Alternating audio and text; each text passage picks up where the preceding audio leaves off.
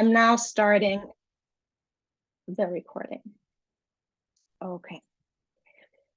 Here's a little overview of the things we're gonna talk about. First of all, as I said, facts and myths about depression. Then I'm gonna go over body-focused repetitive behaviors really briefly because I think most of you are familiar with those. We're gonna talk about connections and differences between depression and BFRBs and the role of cognitive behavioral therapy. And actually, I forgot to mention in the beginning, this is going to be the first webinar in a series of 2 webinars covering the connections between depression and BFRBs. The next one is going to be more about distorted thinking patterns and their role for both disorders, but I'm gonna talk about that more. Okay. Facts and myths about depression. And at this point, we cannot really open a discussion, but I do want to encourage you for each of the thoughts that I present to just take a moment and think about it yourself. Think about whether that might be a fact or a myth or something in between, just so it's going to be easier to follow all the theory that I'm going to be presenting. Okay. Depression basically means being really sad all the time. So at this point, I want to encourage you to think about what you know about depression, and what symptoms do you think depression entails? Because it is one of the most talked about psychological disorders. Okay, so this one is kind of a myth and a fact. Actually, being sad is part of depression. It's one of the 3 main symptoms, but depression is much more and actually also can look very, very different in different people suffering from it. So according to the World Health Organization that classified depression in the ICD-10, there are 3 main symptoms that have to persist for at least 2 weeks on most of the days. And those are persistent sadness or low mood, as in our fact/myth. Loss of interest and enjoyment, meaning that activities that I once found satisfying or enjoyable all of a sudden don't bring me pleasure anymore. And reduced energy, increased fatigability, and diminished activity, meaning that all of a sudden things in my day-to-day life seem incredibly exhausting, and sometimes just getting out of bed seems almost impossible. We need at least one of those symptoms to be present. And then there's additional symptoms that we find in depression, just like reduced self-esteem and self-confidence, ideas of guilt and unworthiness, ideas or acts of self-harm or suicide, reduced concentration and attention. And then we have 3 somatic symptoms, which are more focused on the body than on the psyche. And those ones can always go in both directions. A person can feel agitated or slowed down in movements. A person can sleep more or less. And the person can have increased or decreased appetite. Yeah, so we see that depression is much more than just being sad, and you see different people might suffer from different of those symptoms. Let's look at the next one. Depression looks different across cultures. Again, giving you a few seconds to think.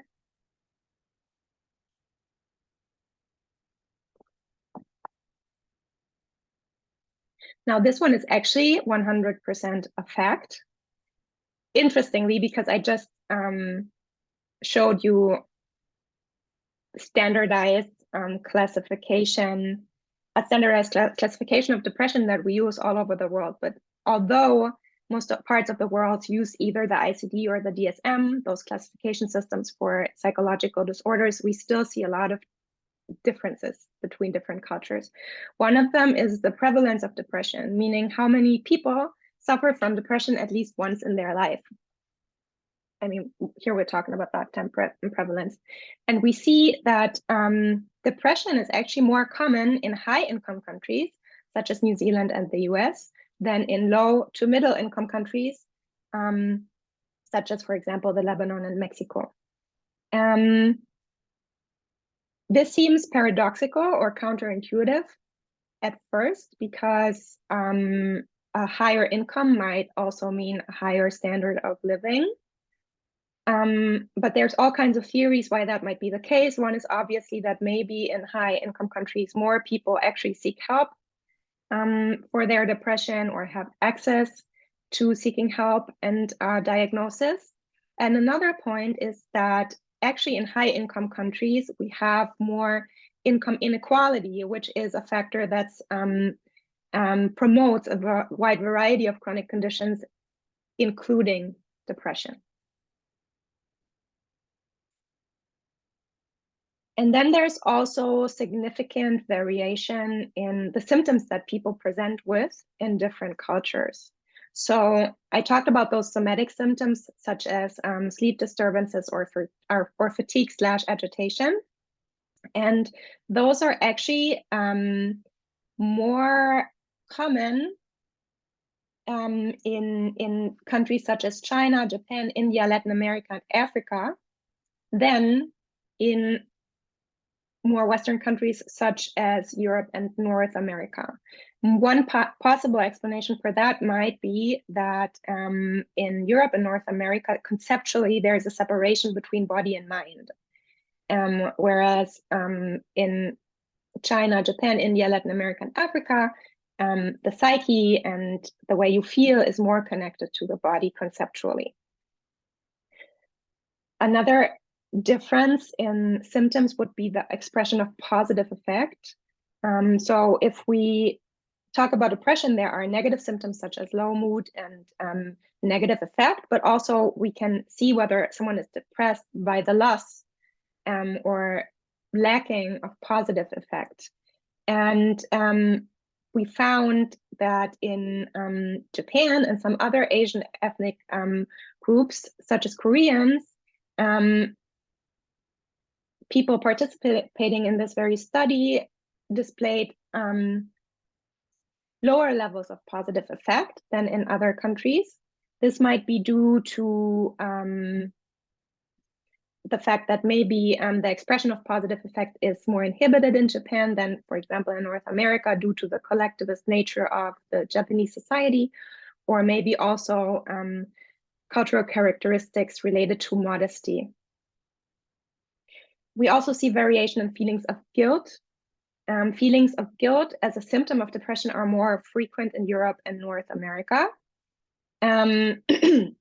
This might be due to the fact that those countries are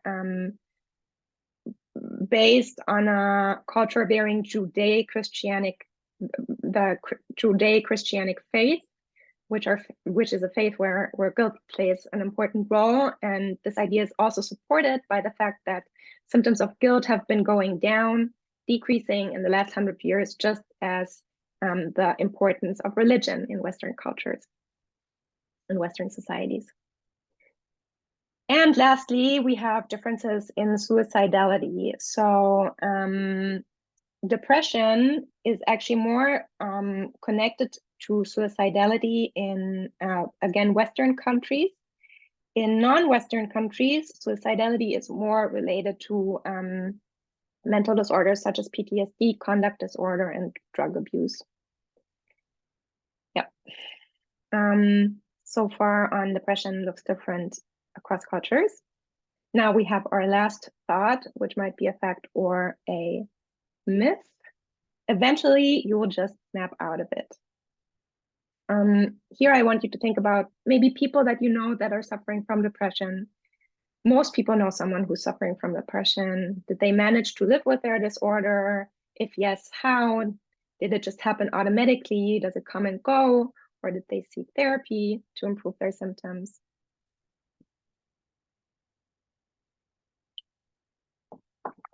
Yeah. So here again, we have something in the middle between the fact and the myth.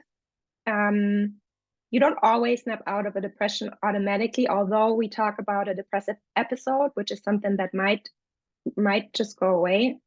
But people suffering from depression usually the way the depression is caused is usually based on many factors, and most of them are quite constant, such as biological factors. People suffering from depression usually find differences in their brain chemistry, imbalances in the neurotransmitters such as serotonin, norepinephrine, and dopamine. There's a genetic component, meaning that if I have someone in my family who suffers from depression, I have a higher chance of developing it myself. There are psychological factors such as negative thinking patterns that we're going to talk about, and personality traits, for example, perfectionism or a tendency towards self-criticism. There are tons of environmental factors that lead to depression breaking out, for example, stressful life events, early childhood trauma, chronic illness, substance abuse, and lack of relationships or social integration. And all of these factors that can lead to a depression don't just go away, right? They're always there. And that's why oftentimes therapy is necessary. And in terms of the course of depression, we also see there's a wide range of different possibilities. So you have people who just suffer from one depressive episode in their lives that goes away maybe faster with therapy or maybe just by itself. But you also have people who suffer from double depression or depressive episodes that recur, such as in graph B, not number B. You have dysthymic disorder, where you basically have depressive episodes that are subclinical but never go away. You have recurrent depressive disorder, where episodes come and go, but you never have a complete remission in between. There's such things as chronic major depression and major depression with incomplete remission. So in most cases, you won't just snap out of it, and therapy can really help you. Okay, thus far on depression. Very briefly on body-focused repetitive behaviors. Obviously, a lot of you are here because you signed up for an email list by our company Helping Minds that tries to help people suffering from skin picking and hair pulling. And BFRBs, or body-focused repetitive behaviors, is basically an umbrella term for those repetitive self-grooming behaviors that involve biting, pulling, picking, or scraping one's own hair, skin, lips, cheeks, or nails. They can lead to physical damage to the body and have been met with multiple unsuccessful attempts to stop or decrease the behavior. That's very important to notice because there's a lot of subclinical BFRBs, and for a BFRB to actually reach the classification of a clinical case means that a person has repeatedly tried to stop the behavior and also done significant damage to their body. And the most common BFRBs, as I said, are trichotillomania / hair pulling, dermatillomania or excoriation disorder, which means skin picking, and onychophagia, which means nail biting.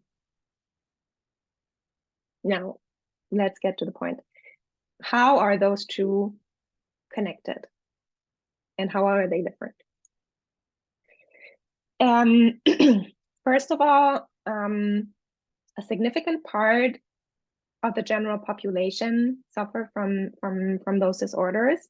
Depression is more common, and with those numbers depicting the prevalence, meaning how common disorder is for a certain population, we always see a lot of variation, and different studies can bring different numbers. But if we look at several different studies, the average for depression for a person, the average part of the population who suffers from depression at least once in their life would be about 12%. And for BFRBs, it would be around 3%.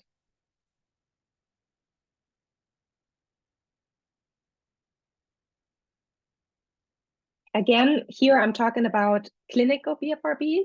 If we talk about subclinical BFRBs, people who once in their life engaged in skin picking or several times in their lives engaged in skin picking, hair pulling, or nail biting, then we talk about much higher numbers, around 60% even. In terms of prevalence, there's another similarity. Women have a higher likeliness to suffer from both disorders. This is even more significant for BFRBs. Here we have a ratio of 1 to 4, meaning for every 1 man suffering from BFRBs, we have 4 women. And for depression, it's 1 to 2, meaning for every man suffering from depression, we have 2 women. Or we find 2 women. Now the question is that really the prevalence? Is that the case? Or are there factors playing, kind of distorting those results? There are theories for both. Some people think that hormonal, social, or other factors lead to women actually really suffering from depression more often than men. But there's also the theory that men might be less likely to report depressive symptoms or seek help or complain about the symptoms. And also, depression can actually look different for men. With men, we sometimes find less of depressed mood and more irritability and aggression, emotion-wise. So it sometimes also presents differently in a way that therapists don't even know to recognize it. There's research on comorbidity, meaning depression and BFRBs co-occurring.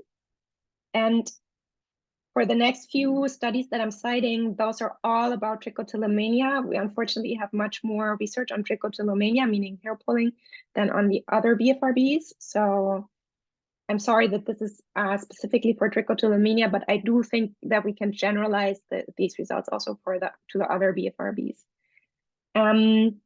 So I actually see that there is a significant amount of people suffering from, in this case, trichotillomania, and comorbid depression and or anxiety. Here we have a study with 530 adults from the US and Brazil from 2017, and we see that 11% of those suffer from comorbid depression, 18% comorbid anxiety, and 10% suffer from comorbid depression and anxiety. So around 20% of suffering from trichotillomania also suffer from depression at the same time. Which raises the question, what came first, the chicken or the egg? Or do you say the hen or the egg? Anyways, what came first? And we do not have an answer for that. I personally think it's much more likely that people first suffer from a BFRB and then develop a comorbid depression because of the symptoms of the BFRB. One study that hints towards this direction would be a study from 2009 in the US, again with trichotillomania, that focused on children aged 10 to 17. Here we also see a very, very high rate of those children reporting depressive symptoms in 45% of the cases and anxiety symptoms in 40% of the cases. And we see that older participants reported more symptoms of depression and anxiety, which means that we could develop a theory that those older participants that might have been suffering from BFRBs for a longer period of time already did develop depression because of the BFRBs. And finally, we see that when a BFRB and depression co-occur, that the depression is a big risk factor. In a study from the US and UK from 2023, researchers investigated the rate of suicidal ideation amongst people suffering from trichotillomania and found that 18.3% reported suicidal ideation, which is double the amount of the general population, and the one detail that differentiated people, those participants that suffered from suicidal ideation from those that didn't, was mainly a co-occurring major depressive disorder, meaning participants that suffered from trichotillomania and depression at the same time reported much higher rates of suicidal ideation. Okay. Now we've gone over some differences and connections between BFRBs and depression. And at this point, I want to talk about the role of cognitive behavioral therapy, in short CBT, for both disorders. You might ask yourself why, because there's different therapeutical approaches, but actually CBT is a first-line treatment for both disorders, which means it's actually another similarity between the both of them. CBT, or a version of CBT that's called habit reversal training, that we also include in our platform at Helping Minds, is the gold standard treatment for BFRBs. And CBT is also a first-line treatment for depression, amongst others. There's other therapeutical approaches that work, like interpersonal therapy and obviously medication, but CBT has also been found very, very helpful.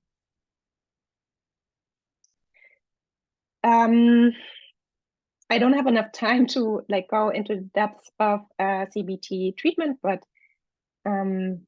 to explain it in very simple terms would be to say that CBT is based on the assumption that thoughts and behaviors influence the way we feel. In addition to that, CBT is evidence-based, meaning it's grounded in sound academic research. First studies building the groundworks for CBT were done in the 1950s. And back then, an evidence-based approach was quite new, because most approaches were more based on philosophy, theory, or case studies. And to give you an example of the way CBT looks at difficult emotions and psychological disorders would be a very simple example, for example, like a person suffering from dog phobia, fear of dogs.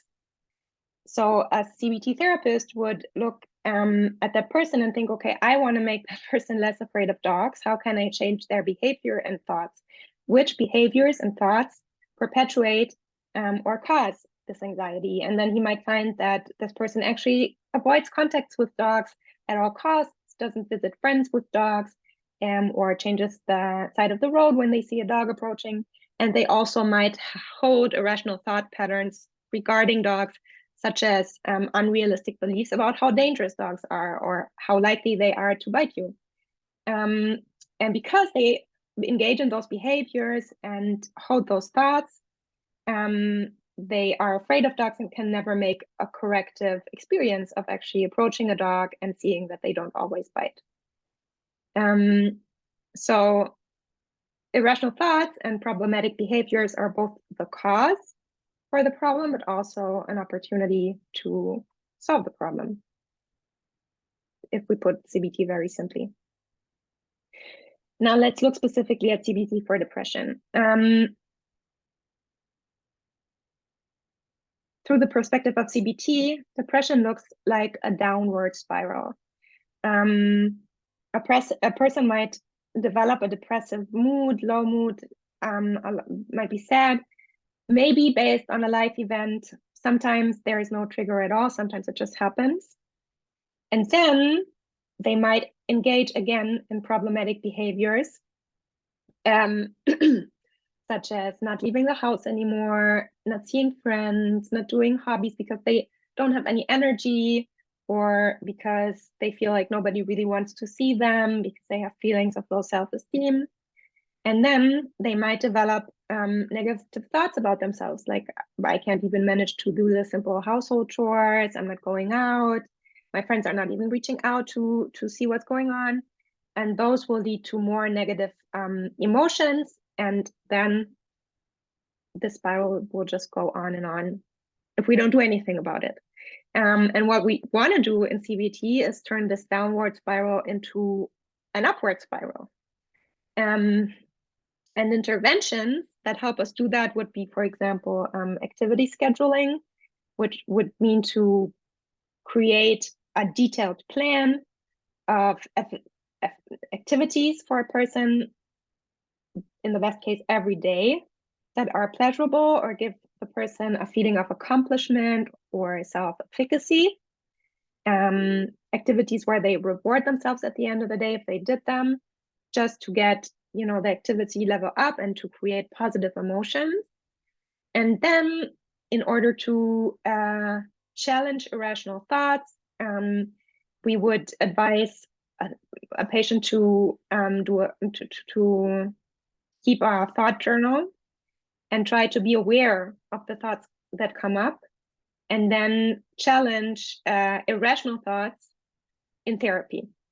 And we're going to talk about those irrational thoughts very briefly today, but there's going to be a whole other webinar next month only about those irrational thoughts, because that's actually very interesting. CBT for BFRBs also has this kind of like awareness element, where patients are advised to create awareness towards their triggers, situations, and emotions that precede BFRBs. And then we have two behavioral elements. One of them is stimulus control, meaning modifying a person's environment to minimize triggers that lead to picking or pulling behavior. And then we have habit reversal training, which I talked about before, which we do at Helping Minds. It's the gold standard for BFRBs, and it means that we want to implement competing responses to the picking or pulling behavior that are incompatible with the picking or pulling and also don't hurt a person's body, don't create any damage. And to do that, we need the awareness, right? We need to be aware of the fact, okay, now I have the urge to pick or pull, in order to be conscious and make a different decision and use the competing response. However, in addition to those behavior components, we also have cognitive components in BFRBs. People suffering from BFRBs also tend to develop irrational thoughts about themselves, about their behavior, that can maintain or even worsen the disorder. So if we want to look at the overlap between CBT treatment of depression and BFRBs, we see that both have an element of creating awareness for difficult behaviors and thoughts, and then an element of challenging those irrational thoughts, or those thoughts that in the long term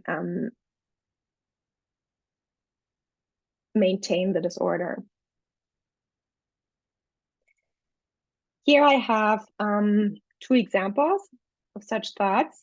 First thought that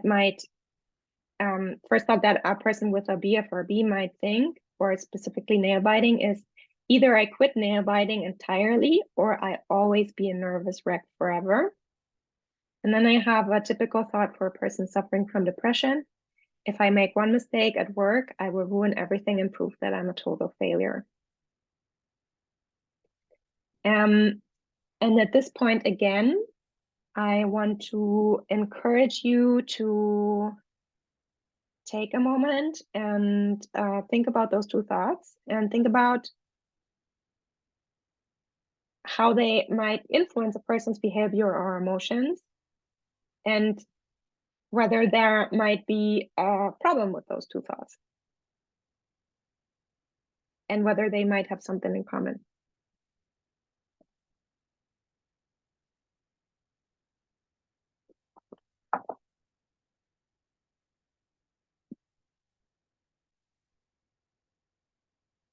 Okay. Basically that was yeah. I mean, I already called them irrational thought patterns, so that was kind of giving it away. We also call those cognitive distortions, which means that they might not be completely wrong, but they're definitely exaggerated, irrational, or distorted. And they make people perceive themselves, their environment, and their future in a distorted, inaccurate way. And the two thoughts that I'm listing here, sorry, there's different categories of these cognitive distortions, and the category I used here is called all or nothing thinking or black and white thinking, which means that we see situations in extremes, which is what the two thoughts have in common. And the person thinking either I quit nail biting entirely or I'll always be a nervous wreck forever might have a really hard time dealing with relapse or small steps in therapy. And relapse is a big part of therapy. If I, for example, quit nail biting and then a week later engage in nail biting and think, okay, wow, I'm now going to be a nervous wreck forever. This didn't work. I'm just going to give up. Might never be able to manage their nail biting. They might also experience low self-efficacy, have less motivation to work on changing their patterns, and will also have a higher risk of developing comorbid depression.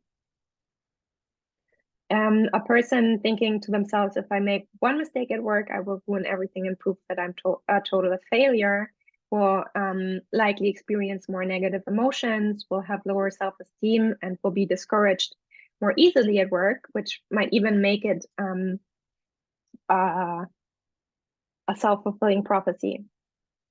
And now maybe because everyone listening here is looking at these thoughts, maybe you realize those thoughts are exaggerated and we can challenge them, but that's because you looked at those thoughts in a conscious way, right? And in our day-to-day lives, we don't question our thoughts. The thoughts come up and we can sometimes automatically just believe them or act upon them. And that's why creating this awareness and challenging them actively can make such a big difference.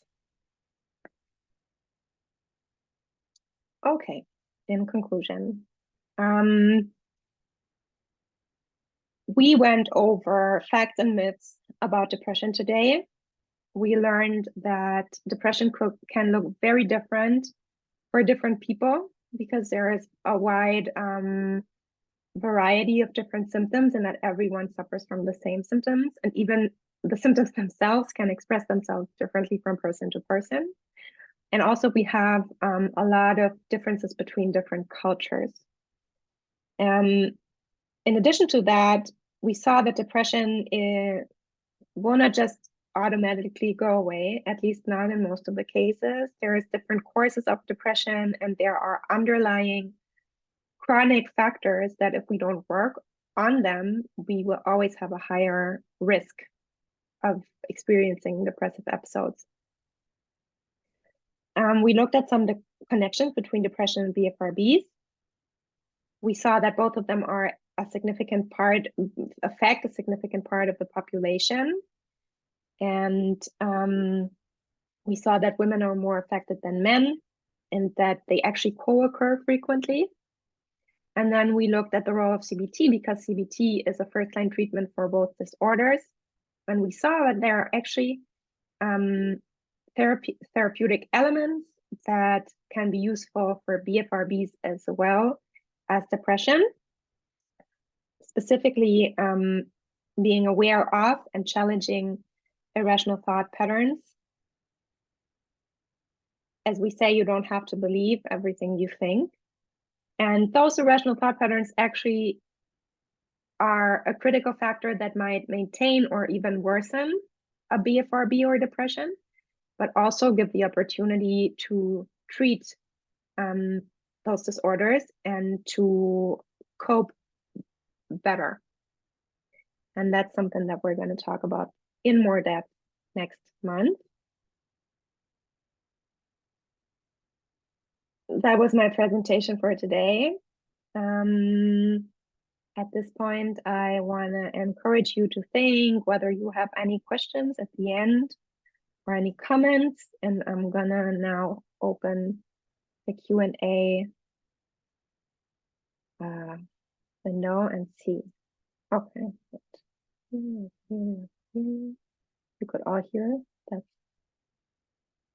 perfect.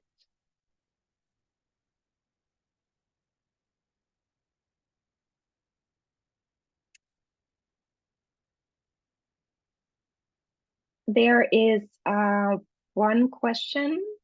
I don't know exactly what it refers to. Just to clarify, this is for adults. Is there info on teens or kids? If the person that asked that question could just clarify what they are referring to, then I'm going to try to answer. Is someone necessarily emotionally dysregulated each time they engage in an BFRB? No, that's a great question. And this is actually a myth that BFRB has to be some way of regulating negative emotions, but it's not true. We also see automatic pulling or picking behavior that is completely unconscious. Sometimes we pick or pull just because we always do that in a certain situation. And sometimes we pick or pull because we're bored. It can help regulate emotion, but it doesn't have to. Another question, what studies or information do you have on the overlap of BFRBs with neurodiversity and dopamine regulation issues, such as with ADHD and autism?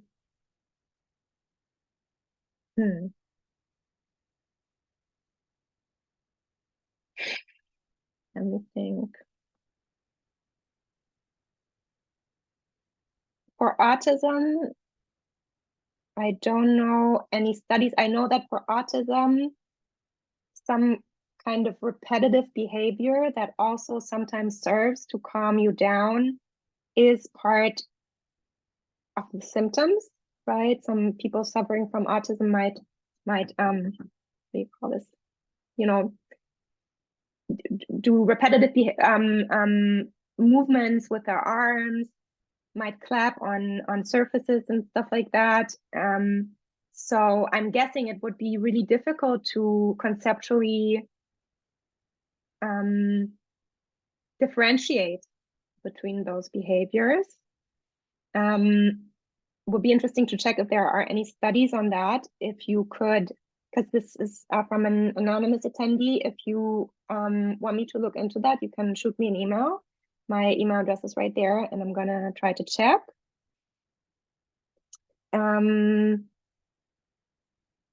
Same goes for ADHD. I don't know any studies that, but I'm guessing there might be some overlap between ADHD and BFRBs.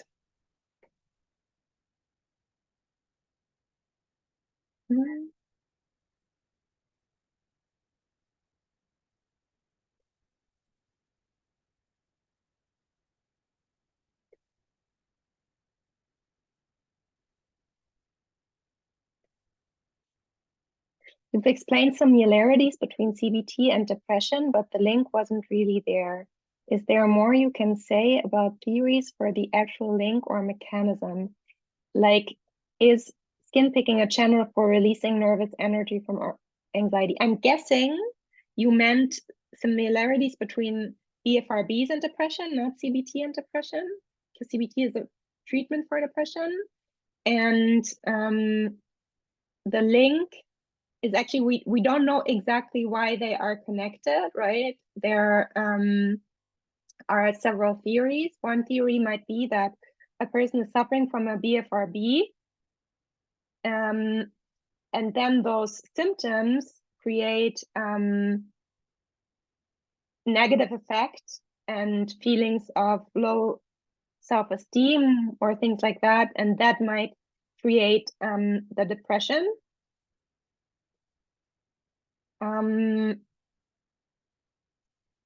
also the theory of skin picking being a channel for releasing nervous energy from anxiety makes a lot of sense. Unfortunately, we don't have research showing which of those theories are right. We don't even know if the BFRB comes first or the depression. Can you redefine habit reversal training or go back to that slide? Actually, just for you to know, on our YouTube channel, we have several complete webinars on habit reversal training, where you can get comprehensive explanations of how it works. But basically what we try to do is in habit reversal training is to be aware of the BFRB, of the repetitive behavior, whether it's pulling, picking, or biting. And then we try to find a competitive behavior, another behavior, something that I'm doing with my hands or my mouth that is that makes me not be able anymore to do the original behavior, the self-harming behavior, is more healthy and also sometimes more socially accepted.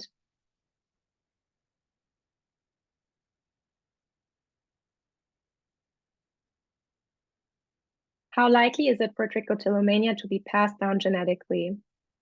I don't know. I don't have any specific research on that, but I can tell you that I did not stumble upon the mental disorder yet that does not have a genetic factor. You always have a higher chance to develop a certain mental disorder if you have relatives that have the same. Is there one antidepressant anxiety med that has been found to be more effective than others? More effective for depression, I'm guessing, because for BFRBs, we know there's no medication proven to be effective yet, but we have a lot of antidepressant medications, and to be perfectly honest, there's different subgroups like selective serotonin reuptake inhibitors like SSRIs and different groups in terms of on which neurotransmitters they act.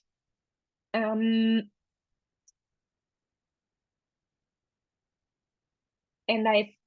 there are certain medications that are prescribed more frequently because they have found to help a wider range of patients. It also really depends on which symptoms you have. Like, for example, if you have problem sleeping, then a certain medication might work better than another one, or if you feel agitated or fatigued.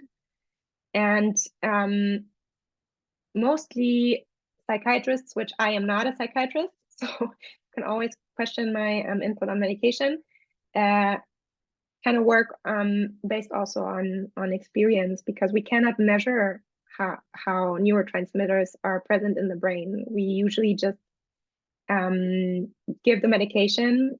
Again, not me, I don't give the medication, and then see what works and what doesn't, and that's also how the studies work.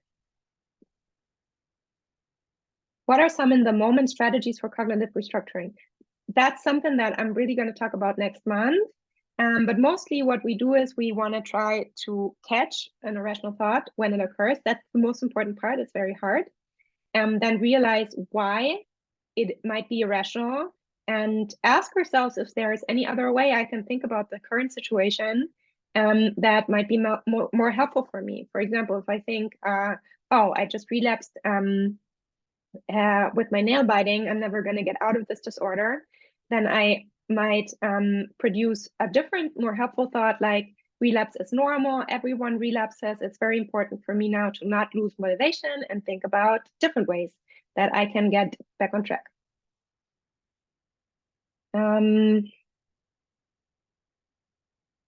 Yeah, do you know of any medications or supplements that have been studied to help trich?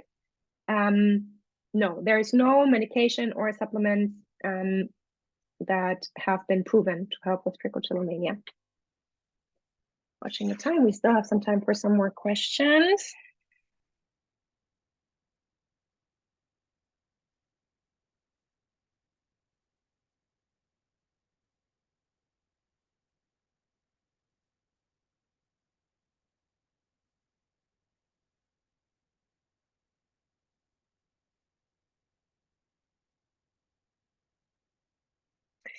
A strange component of my skin picking for me is that I actually believe that I am making my skin better, because if I scratch off the raised parts, it will heal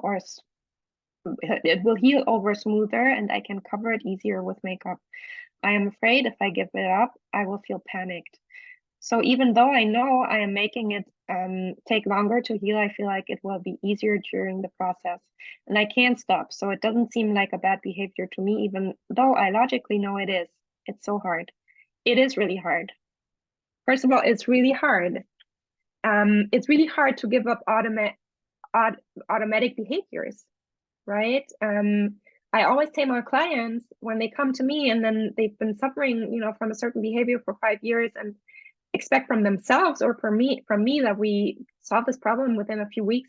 Like, no, you've built this behavior for a really long time and you have to be patient with yourself.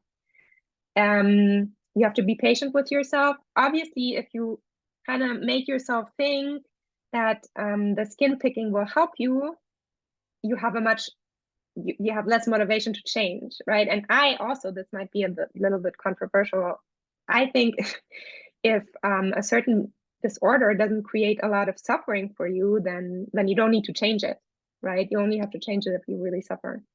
But if you do want to change it, then I would maybe make myself a list why the skin picking is bad, so you have that one present when you do it again, and also a list why this logic of actually making it better by picking, why this might be faulty. So when it happens, you can practice, thinking about the skin picking in a different way.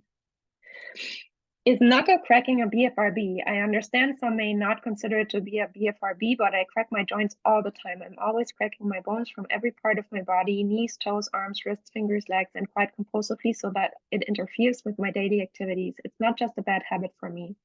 Thanks so much. I don't know if it meets the well, it would depend if it creates some damage physically for you. The cracking. So I'm not sure if I would categorize it as a BFRB, but if you feel like you suffer from it because it takes considerable time out of your day, then maybe it doesn't really matter if it's a BFRB. You might still profit from habit reversal training if you feel, and that's really important, right? Because this is a compulsion. If you do it because you feel like this urge builds up inside of you, and if you don't do it, you're gonna get really tense or nervous or whatever. Or if you just do it automatically and always just notice afterwards, then habit reversal training might be good for you.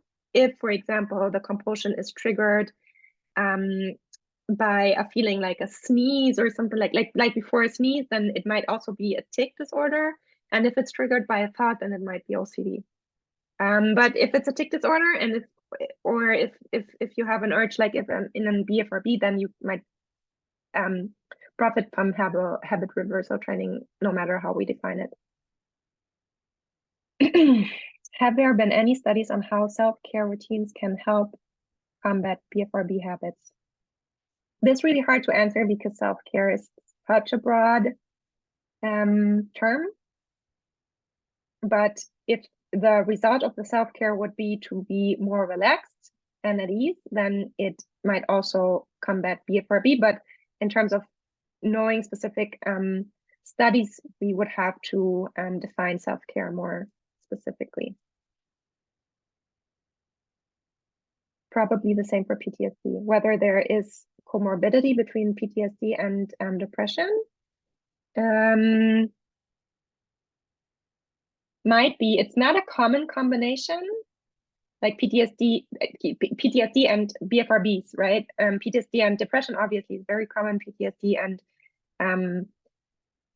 substance abuse or anxiety is very common. PTSD and eating disorders is common. PTSD and borderline personality disorder is common. PTSD and BFRBs, there might be an overlap, but it's not one of the more common combinations that I know of.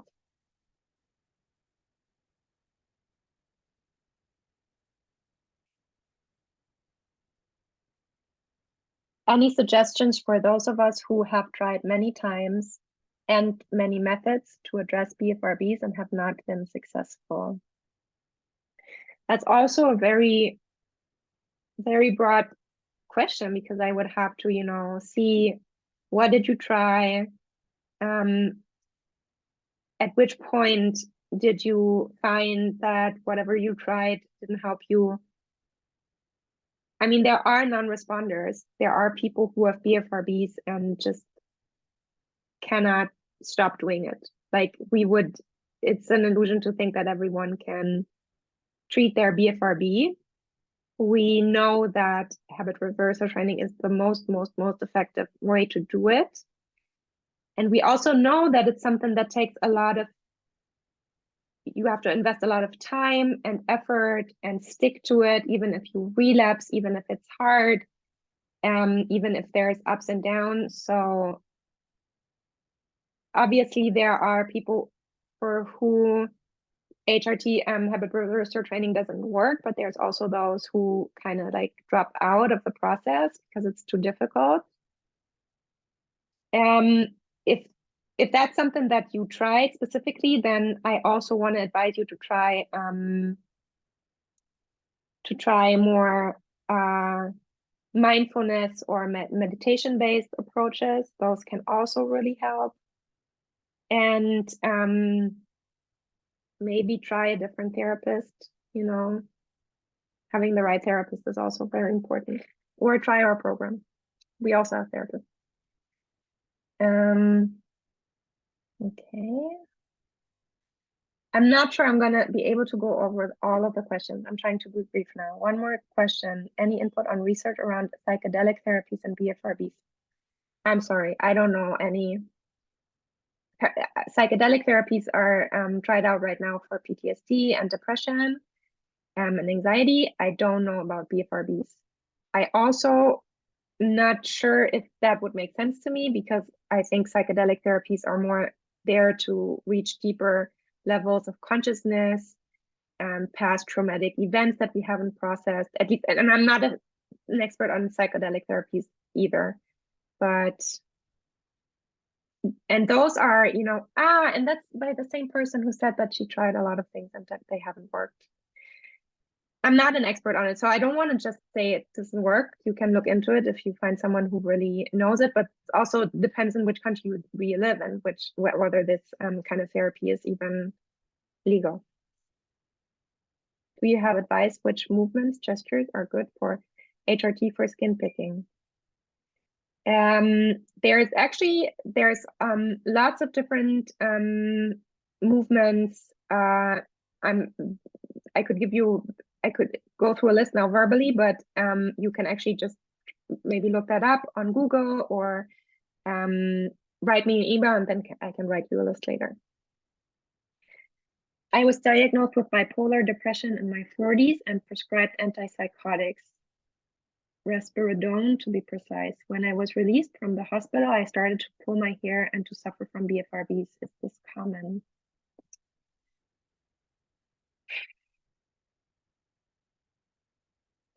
Not that I know of. But I'm not a psychiatrist, so I'm not the right person to ask. I'm sorry.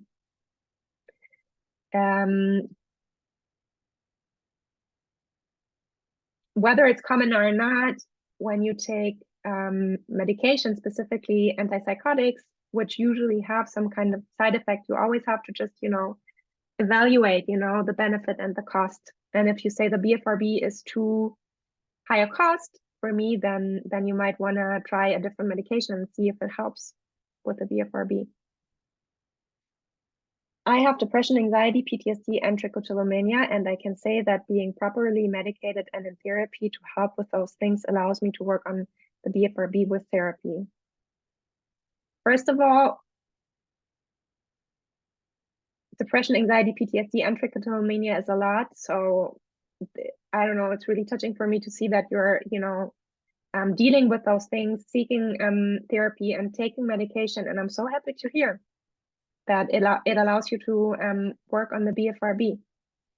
And keep on going like that. That's a lot to deal with. That's so great to hear.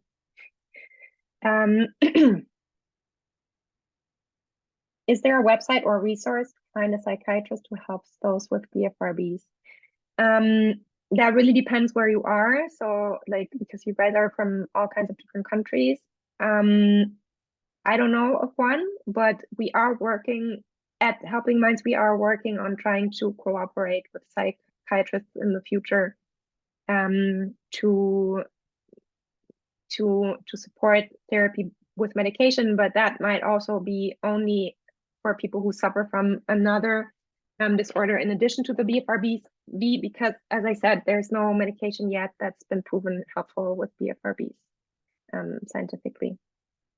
If yoga can be helpful. Again, I think everything that releases stress might also be helpful for BFRB. It's not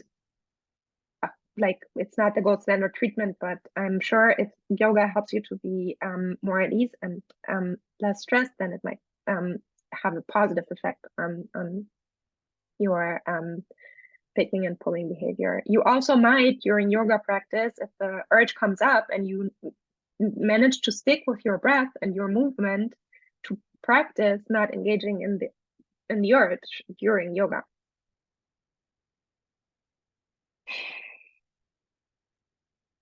Have you heard anybody discussing the NAC supplement? There's a few studies on it, but there's not sufficient proof yet that it's helpful for trichotillomania or skin picking, but I would stay on it. Like, there's research is continuing to be done on NACs.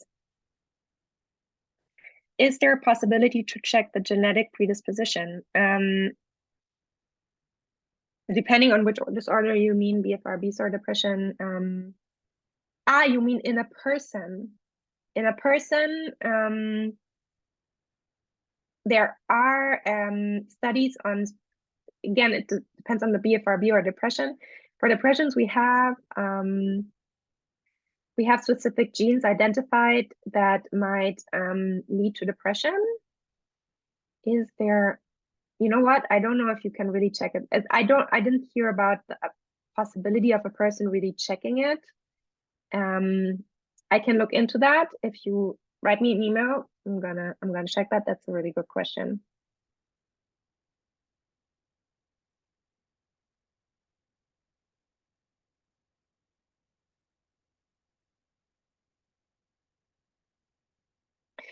Again, about the NAC, I read a study that found that it helped with BFRBs. It's not sufficient research yet. Depending on which side effect it might give you, you can try it with a psychiatrist who wants to prescribe it. But I'm not a psychiatrist, so I'm not the best person to ask. 5 years is not so much. I have had the problem for 40 years, and even though it's gone on for so long, it is only now I am able to deal with it without the shame. And I hadn't doing what I need to do to look it in the face. Wow, that's so beautiful. I'm so happy. It's never too late. And even if you've suffered from it for 40 years, you can still change it, right? It's just, it takes a lot of effort, and there's really no shame to be had about it. I'm so happy that you're working on it now. I have been suffering from trich for 6 years now. I just relapsed and I'm discouraged. Wow. Yeah, I can understand. I cannot afford therapy right now. So what are some realistic things I can do to try and reverse my own habits at home? Is the thought journal something that would help me with this? First of all, just remember, relapse is normal. Most people have some moment where they relapse with whatever it is, BFRBs or other mental disorders or behavioral problems. You might want to think about our program, which is cheaper than one-on-one therapy. and still accompanied by a therapist, but it still is a certain cost. It's a $260 per month subscription. We also have webinars and other resources that are for free. So please feel free to check out our website. And then also sometimes there are self-help books. Specifically try to look for habit reversal training that you can buy, and then they kind of like try to help guide you through like the therapy process. Oh man, I'm not going to be able to do all the questions. I want to set myself a time limit. I'm going to do until 8 and 10 minutes. And if there's any question that's really urgent, then please send me an email and I'll try to answer.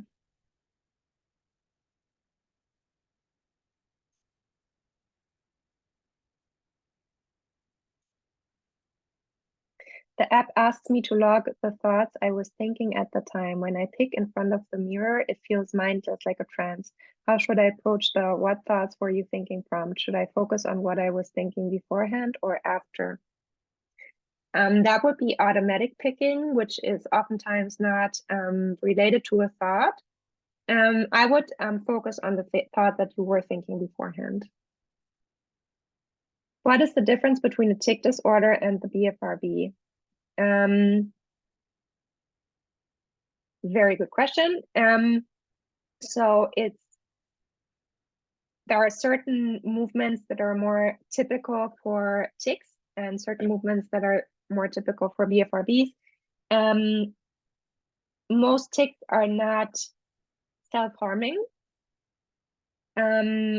Tics usually start, people start developing tics in their childhood mostly, and they start in the facial area with like blinking tics and like all kinds of things in your face, and then they can grow and move to different areas, and also you can develop vocal tics like in Tourette's, where you have vocal and motoric tics. So that would be a difference. And another difference is how you feel before you do the tic or the BFRB. Before you do a tic, the best way that clients describe it is like the feeling like an inner itch, like before a sneeze. And then when you do it, it gives you this feeling of release, and you can delay it, but it's really hard to not do it. And that's different from a BFRB, but the treatment is the same. You also treat tic disorders with habit reversal training, but there's also medications that help with tic disorders. And if it's a severe tic disorder like Tourette's, then you need medication. Any correlation between BFRBs and OCD? Very quickly, we have a complete webinar on that. Please check YouTube, and there's a lot of interesting facts there.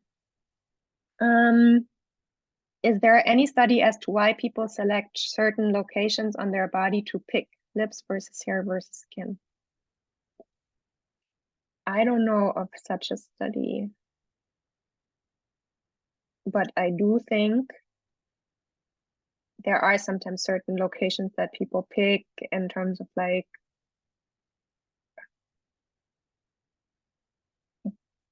which parts of their body they focus on in their day-to-day life.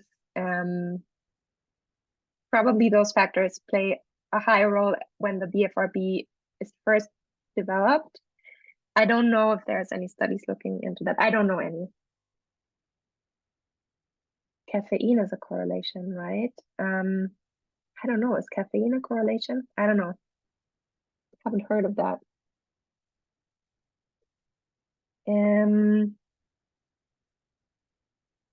Besides CBT, what therapies are being used frequently for BFRBs?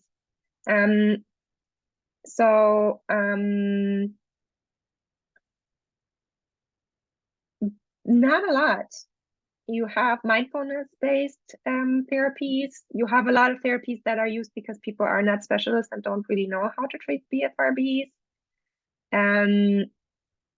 There's approaches that are also CBT-based, where you try to just completely resist the urge to pick or pull.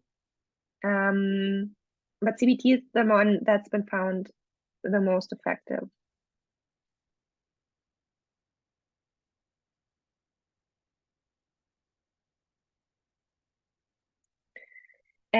About 8 months ago, I received the TrickStop newsletter. It described the supplement NAC, and I tried it and combined it with habit reversal training, and it works. I have not pulled my hair in 8 months. Thank you so much, TrickStop. Well, that's also very interesting for everyone asking about the NAC. So here we have an example, a case study of a person that really profited from the medication in addition to CBT. That's great. I'm so happy to hear. How do I listen to and watch this session? My internet went out in mid-session. This is going to be uploaded to our YouTube channels. Any correlation between BFRBs and obsessive compulsive disorder? There are correlations, and again, there's a complete webinar on it. Wow, I'm actually managing to answer all the questions. Last question. A study about the location would be interesting because I do it without thought, and the straightness of the line with which I pull my hair is really odd. I don't think I could pull a straight line like that if I actually try to do it consciously. Very interesting. So there is something subconsciously guiding you to pull in this straight line. Yeah, I also think I'm going to try to look into. I'm going to try to check if there is any studies. It might be very interesting, not only the way where you pick, but also as you described, the way you pick. For some people, it's not only picking. For some people, it's a whole chain, playing with the hair, picking it, eating it, or feeling it in your mouth, whatever. It's really complex, and there might be some common factors defining where and how you do it. Okay, great. Now I'm gonna close the chat before there's any more questions because I can't answer them anymore. Thank you so much for attending. Please check out our website and please check us out on our social channels. If you have any more questions, please don't hesitate to write an email. And wherever you are, I hope you have a nice evening and a nice day. And tune in next month for the next webinar.